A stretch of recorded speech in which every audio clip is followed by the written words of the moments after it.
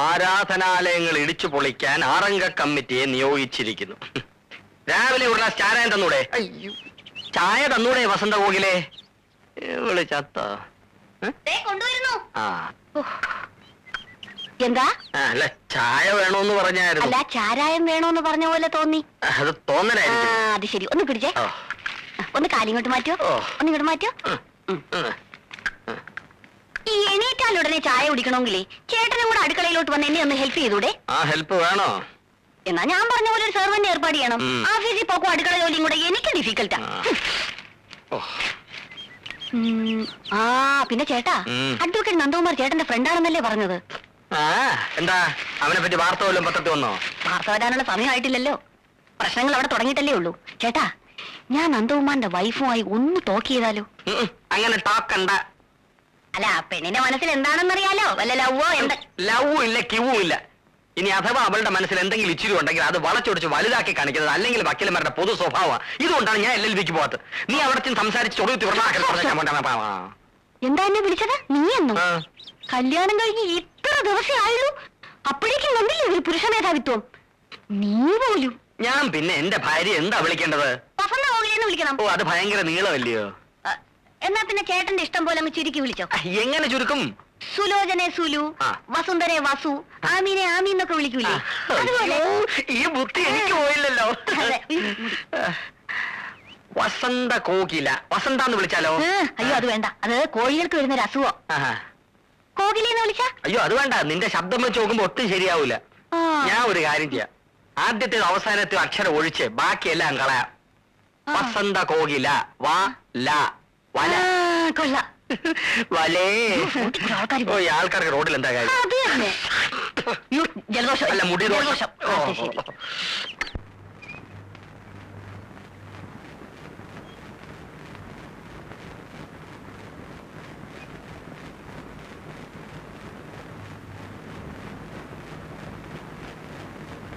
വല്ല കവിതയോ കഥയാണോ എഴുതുന്നത്? കുറച്ച് കുസൃതിയും കുന്നായ്മയും ഉണ്ടെന്നേ ചന്ദ്രഭാനു പറഞ്ഞുള്ളൂ.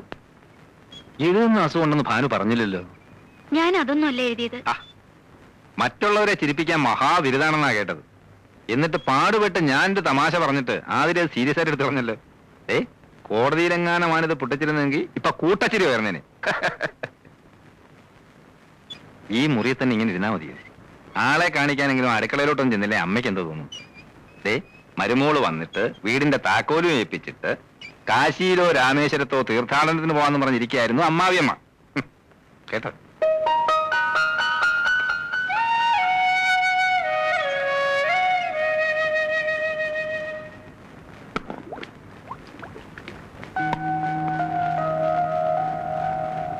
അടുക്കള കാര്യങ്ങളിൽ അമ്മയെ സഹായിച്ചിരുന്നത് അനിയത്തിയാണെന്ന് ഞാൻ അറിഞ്ഞു. അതുകൊണ്ടാ അടുക്കള കയറാനൊരു മടി. സാരമില്ല, അമ്മ എല്ലാം പഠിപ്പിച്ചു തരാം. ഇതാ മേശപ്പുറത്തോട്ട് വയ്ക്ക്. അമ്മയ്ക്ക് ചെയ്യാൻ വയ്യാഞ്ഞിട്ടല്ല, ഭാര്യമാര് വെച്ചു വിളമ്പുന്നത് കഴിക്കാനാ ഭർത്താക്കന്മാർക്ക് ഇഷ്ടം. അവരുടെ ഇഷ്ടാനിഷ്ടങ്ങൾ അറിഞ്ഞു പെരുമാറുന്നതാ ഒരു പെണ്ണിന്റെ മിടുക്ക്. അങ്ങനെയൊക്കെയാ നമ്മൾ അവരുടെ മനസ്സിൽ കടന്നുകൂടേണ്ടത്. എന്താ ചെയ്യേണ്ടതെന്ന് പറഞ്ഞാ മതി. ആദ്യമൊക്കെ ഞാനും ഇങ്ങനെയായിരുന്നു. അന്ന് പെൺകുട്ടികൾക്ക് ഇന്നുള്ള സ്വാതന്ത്ര്യമൊന്നുമില്ലല്ലോ. ഒരു വർഷം വല്ലാത്ത ശ്വാസം മുട്ടലായിരുന്നു. അത് ചെയ്താ കുറ്റമാകുമോ, ഇത് ചെയ്താ കുറ്റമാകുമോ എന്ന് ശങ്ക. അമ്മായിമ്മ പോരെന്നൊക്കെ കേട്ടിട്ടില്ലേ? അത് ശരിക്കും അനുഭവിച്ചു. അവരുടെ മുമ്പിൽ നേരെ നിന്ന് സംസാരിച്ചു തന്നെ 2 വർഷം കഴിഞ്ഞ. ഇവിടെ അതൊന്നും വേണ്ടി വരില്ല. ഈ വീട്ടിലെ കാര്യങ്ങൾ നോക്കേണ്ടത് നീയാ. പിന്നെ ഭർത്താവിന്റെ അമ്മയാണെന്നുള്ള ഒരു സ്ഥാനം മാത്രമേ എനിക്കുള്ളൂ. ഇനി മോടെ ഇഷ്ടത്തിനായി ഇവിടെ സ്ഥാനം. ആട്ടെ, രാത്രിയിൽ ആഹാരം അവിടെ എത്ര മണിക്കാ? ഈ സമയത്താ. എന്നാ നന്ദനെ വിളിച്ചോളൂ, അമ്മ വിളമ്പാ.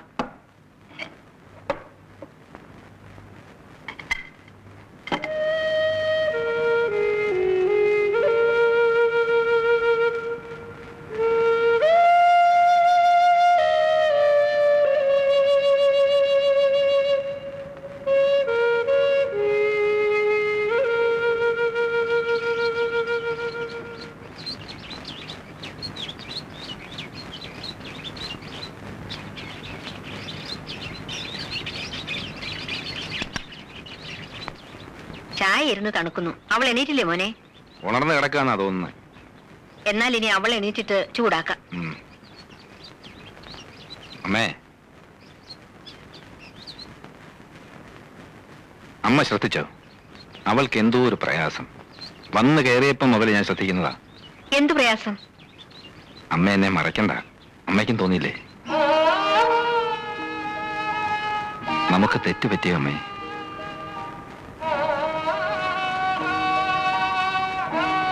ആതിരയുടെ ഇഷ്ടം നോക്കാതാണോ വിവാഹം നടത്തിയത്? നിന്നോട് ഇതൊക്കെ ആര് പറഞ്ഞു? ജനിച്ച വീടും അച്ഛനെയും അമ്മയൊക്കെ വിട്ടിട്ട് വന്നതല്ലേ. പുതിയ ചുറ്റുപാടുമായിട്ട് ഇണങ്ങിച്ചേരാൻ ബുദ്ധിമുട്ട് കാണും. അതെനിക്ക് അറിയാഞ്ഞിട്ടല്ല. അതെല്ലാ പെൺകുട്ടികൾക്കും ഉള്ളതല്ലേ. ഇതല്ല. എന്നോടെന്തോ ഇഷ്ടക്കുറവുള്ളതുപോലെ.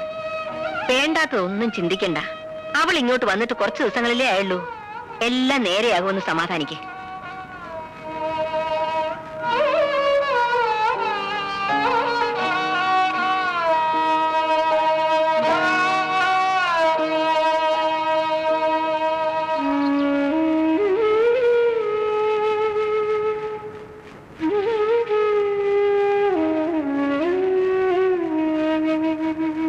ഇന്നെന്താ പല്ലുതേപ്പും കുളിയും ഒക്കെ വേണ്ടാന്ന് വെച്ചോ?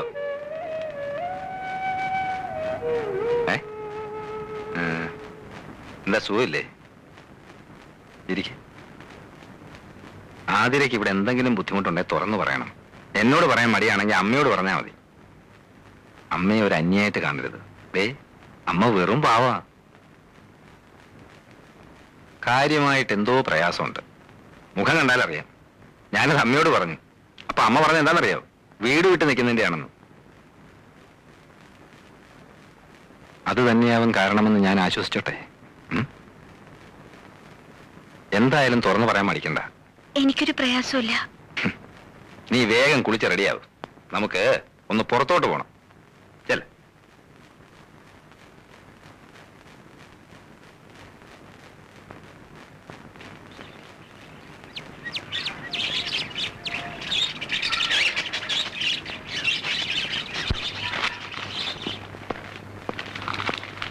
അല്ല, ഒരുങ്ങാൻ പറഞ്ഞിട്ട് ഒരുങ്ങിയില്ലേ? ഞാൻ മരുന്നില്ല. അതെന്താ? എനിക്ക് നല്ല മൂടില്ല. അതിന്റെ കാരണമാ ചോദിച്ചത്. ഇവിടെ കാലെടുത്ത് കുത്തി അന്ന് പോലെ ശ്രദ്ധിക്കുന്നതാ. എന്തെങ്കിലും ചോദിച്ചാൽ മറുപടിയില്ല. എപ്പോഴും ഇങ്ങനെ മോൻ വീർപ്പിച്ചിരിക്കാൻ ഇവിടെ ഉള്ളവർ എന്ത് തെറ്റ് ചെയ്തു? ഞാനും അമ്മയും. ഇനി ഞാൻ പെരുമാറുന്ന ഇഷ്ടമാവുന്നില്ല, അത് പറയണം. ഒന്നും മിണ്ടാതെയും പറയാതെ ഇരുന്ന നിന്റെ ഉള്ളിൽ ഇപ്പം എന്താണെന്ന് ഞാൻ അങ്ങനെ അറിയും. അതല്ല, ഈ കല്യാണത്തിന് നിനക്ക് ഇഷ്ടമല്ലായിരുന്നു എന്തുകൊണ്ട് നേരത്തെ തുറന്നു പറഞ്ഞില്ല? നന്ദാ, പറയാതിരുന്നാ പിന്നെ എങ്ങനെയാ അമ്മേ? അത് നിർത്ത്. കല്യാണം കഴിഞ്ഞിട്ട് അധിക ദിവസം ആയില്ല. ഒച്ചയെടുത്ത് അയൽവക്കാരെ കൊണ്ടൊന്നും പറയിപ്പിക്കണ്ട.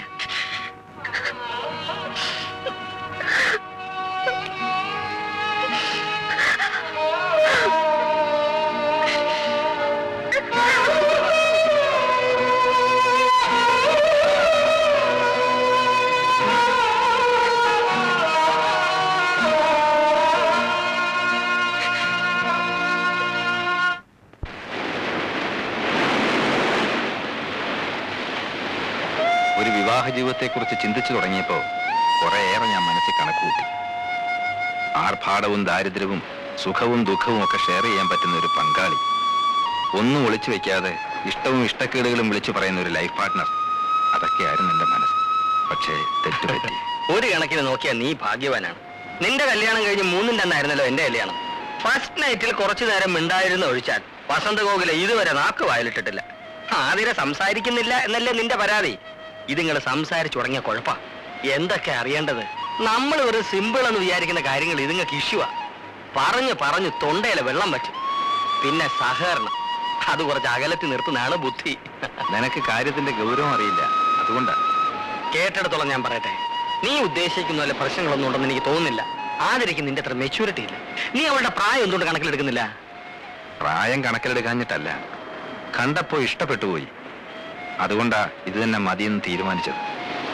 പക്ഷേ എന്റെ പൊസിഷനും പ്രായക്കൂടുതലും ഒന്നും അവളോടുള്ള പെരുമാറ്റത്തിൽ ഞാൻ കാണിച്ചിട്ടില്ല. പഠിച്ചോണ്ട് നടന്ന പെണ്ണല്ലേ, പ്രായത്തിൻ്റെതാന്ന് കരുതി നീ അങ്ങ് ക്ഷമിക്കും. 1-2 ദിവസം നീ മിണ്ടാനും പറയാനൊന്നും പോണ്ട. 3-ാമത്തെ ദിവസം അവൾ താനേ നിന്റെ അടുത്ത് വരും. ഷുവർ.